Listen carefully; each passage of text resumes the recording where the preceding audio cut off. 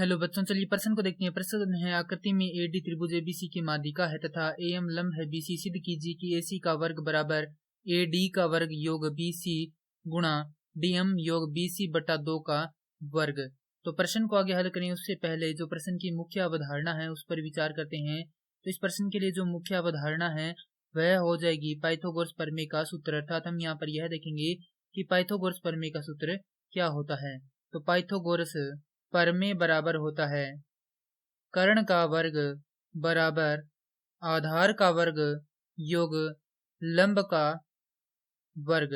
और जो पाइथागोरस प्रमेय है वह केवल समकोण त्रिभुज में ही प्रयोग की जाती है। तो यहाँ पर हम सबसे पहले त्रिभुज ए एम बी में इस पाइथागोरस प्रमेय का प्रयोग करेंगे। तो यहाँ पर कोण समकोण कौन सा है? कोण एम समकोण है। तो इसकी सम्मुख भुजा ए बी क्या होगी? कर्ण होगी। तो यहाँ पर लिखते हैं हम त्रिभुज ए एम बी में पाइथागोरस प्रमेय से। अब आगे इसको हल करें उससे पहले प्रश्न में देख लेते हैं। प्रश्न में है आकृति में एडी क्या है? त्रिभुज एबीसी की माध्यिका है। तो ये है एडी माध्यिका। तो ये माध्यिका है तो यहाँ से बीडी बराबर हो जाएगा किसके? डीसी के। तो यहाँ पर लिख देंगे बीडी बराबर है डीसी के और ये दोनों बराबर है किसके? बीसी बटा 2 के। अब यहाँ पर लिखेंगे कि कर्ण होगा हमारे पास अब ए बी का वर्ग बराबर आधार होगा हमारे पास बीएम तो बीएम का वर्ग योग लंब होगा हमारे पास एएम तो एएम का वर्ग।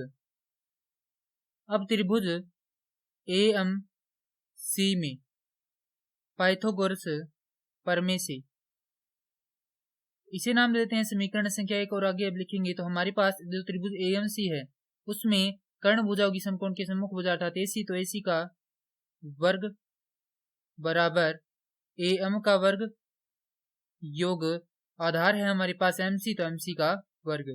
तो ये हो जाएगी समीकरण संख्या 2। अब त्रिभुज एएम डी में जब हम पाइथागोरस प्रमेय लगाते हैं तो हमारे पास प्राप्त होगा ए डी जो कि क्या है? कर्ण है। तो उसका वर्ग बराबर होगा किसके? लंब अर्थात एएम का वर्ग योग आधार अर्थात एम डी का वर्ग।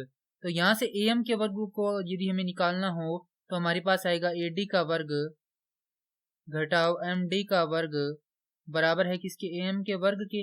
ये आ जाएगी समीकरण संख्या 3। तो समीकरण 2 व 3 से तो समीकरण 2 है हमारे पास ए सी का वर्ग बराबर एएम का मान है एएम के वर्ग का मान है हमारे पास ए डी का वर्ग घटाव एम डी का वर्ग योग एम सी का वर्ग।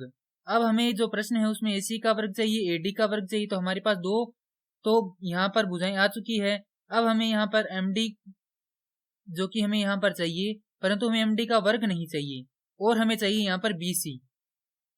तो यहाँ से हम देखें तो जो सी एम भुजा है या एम सी भुजा है वह किससे मिलकर बनी है? एम डी और डी सी से। तो यहाँ पर लिखेंगे ए सी का वर्ग बराबर है ए डी का वर्ग योग अब एम सी को लिख सकते हैं हम एम डी योग डी सी का वर्ग घटाव एम डी का वर्ग। तो यहाँ से ए सी का वर्ग बराबर होगा ए डी का वर्ग योग एम डी का वर्ग योग डी सी का वर्ग योग 2 एम डी डी सी घटाव एम डी का वर्ग। तो यहाँ से एम डी के वर्ग से एम डी का वर्ग कट जाएगा। हमने यह जो पद लिखे हैं यह इस रूप से ही लिखे हैं क्योंकि यह क्या है? ए योग बी के रूप का है जिसका क्या है? वर्ग है बराबर होगा ए का वर्ग योग बी का वर्ग योग 2 ए बी। अब यहाँ से हमारे पास जो डी सी है उसको हम लिख सकते हैं बी सी बटा 2। तो यहाँ से इसको लिखेंगे ए सी का वर्ग बराबर ए डी का वर्ग योग बी सी बटा 2 का वर्ग योग 2 गुणा में एम डी बी सी बटा 2। तो 2 से 2 यहाँ पर कट जाएगा। हमारे पास आएगा ए सी का वर्ग बराबर ए डी का वर्ग योग एम डी बी सी योग बी सी बटा 2 का वर्ग।